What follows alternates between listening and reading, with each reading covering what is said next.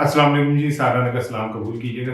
मुल्क में जितनी तेज़ी से सियासी हालात बदल रहे हैं, इसका आम आदमी को इदराक भी नहीं है। अब ये सियासी हालात कहीं पे भी किसी तरह भी इस तरह नहीं बदल रहे कि कोई ये बिटवीन सियासी जमातों की बात चल रही है, बल्कि ये मामला अब कहीं और चले गए। इमरान खान के हालिया बयानात के बाद जो कल जलसे में फैसलाबाद के जलसे में इमरान खान ने आर्मी चीफ की तकर्रुरी के हवाले से बात की, बहुत बड़ी बात कर गए।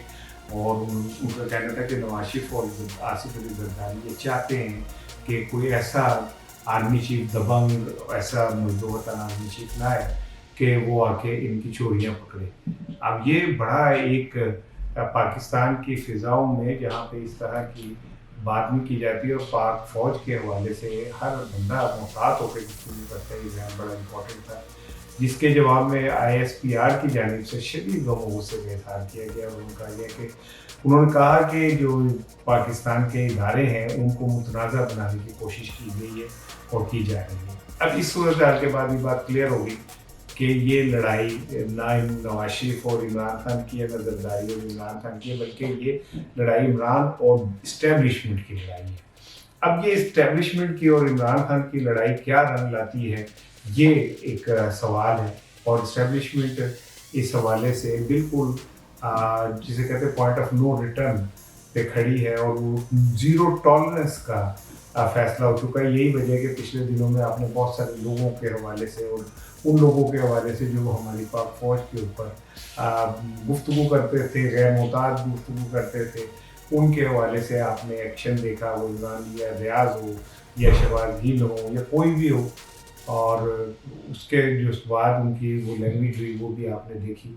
इन हालात में अब इमरान खान साहब का जो ये बयान है, ये बहुत तगड़ा बयान इस सेंस में है कि इससे इमरान खान की सियासत जो है उस पर बड़े गहरे असरात मुरतब होंगे। अगर इस्टेब्लिशमेंट एलानिया इमरान खान के बयानात को कंडेम करने पे आ गई है, तो इसका मतलब ये है कि अब इस्टेब्लिशमेंट के पास भी इमरान खान के लिए छूट नहीं बची है।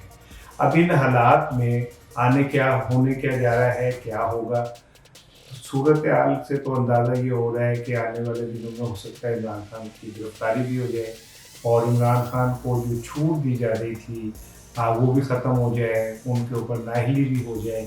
क्योंकि अगर इमरान खान पाकिस्तान के सबसे मुक़तदर इदारे को कंट्रोवर्शियल करेंगे तो डेफिनेटली उसकी जानिब से भी फिर शदीद रद्द-ए-अमल आएगा और ये रद्द-ए-अमल इमरान खान की सियासी जो जद्दोजहद है उसे भी नुकसान कर सकता है और उनके सियासी कैरियर को भी नुकसान पहुँचा सकता है।